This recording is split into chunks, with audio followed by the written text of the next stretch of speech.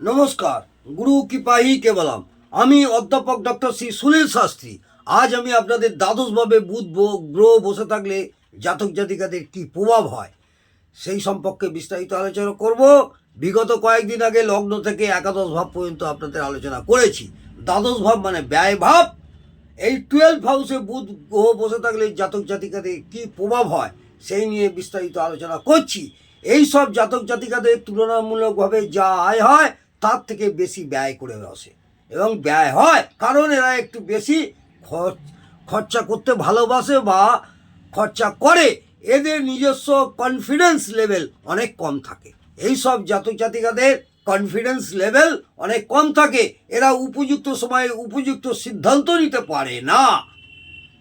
কোনো পরামর্শদাতার পরামর্শে যদি এরা না চলে তাহলে তুলনামূলকভাবে উন্নতি কম হয়।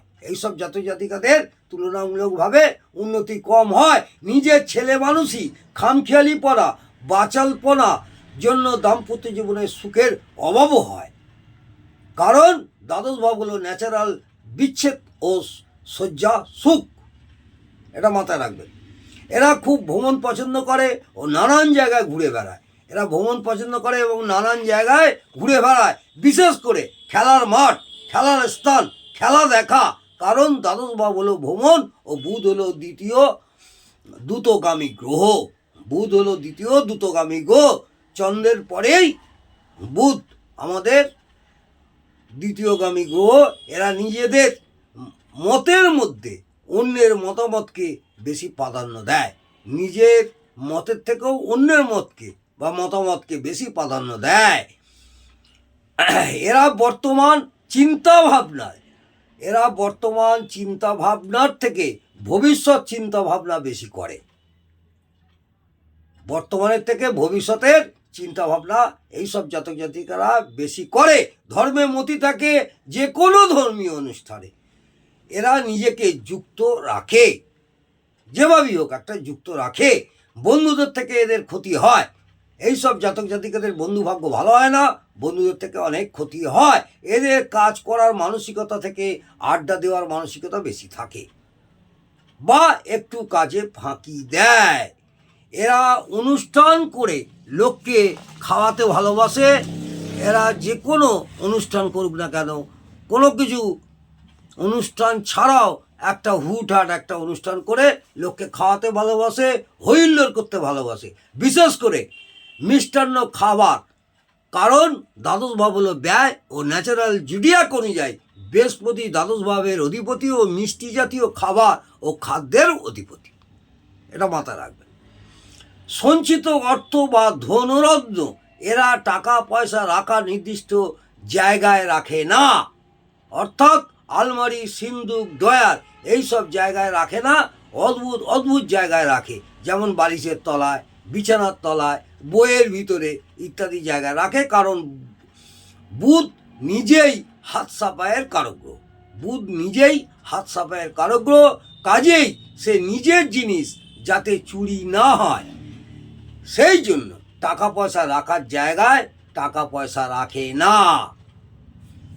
এরা নিজেরটা নিজে খুব ভালো বোঝে, একটু সেলফিশ ধরনের হয়।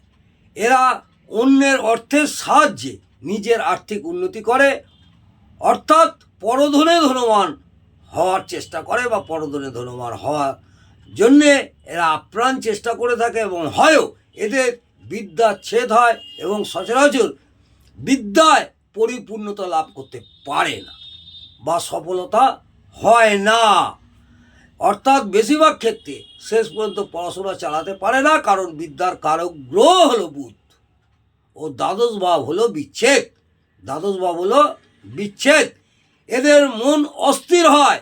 অবশ্যই মনে রাখতে হবে এই দ্বাদশ ভাবে অবস্থিত বুধ যদি খুব ভালো অবস্থায় থাকে, যেমন 1600 বর্গে বর্গবল খুব ভালো পায়, বা দ্বাদশ ভাবটা যদি বুধের মিত্রক্ষেত্র অর্থাৎ শুক্র শনির ক্ষেত্র হয়, বা দ্বাদশ ভাবটা যদি মিথুন রাশিতে বা কন্যা রাশিতে হয়, অর্থাৎ বুধের তুঙ্গক্ষেত্র, মূল তুঙ্গক্ষেত্র বা মূল ত্রিকোণ ক্ষেত্র ও স্বক্ষেত্র হয়, যদি শুভ গ্রহ হয় বা দ্বাদশ ভাবের সাথে যদি কোনো শুভ গ্রহ যুক্ত থাকে তাহলে উপযুক্ত অশুভ ফলগুলির অশুভত্ব কমবে বা শুভ ফল দেবে।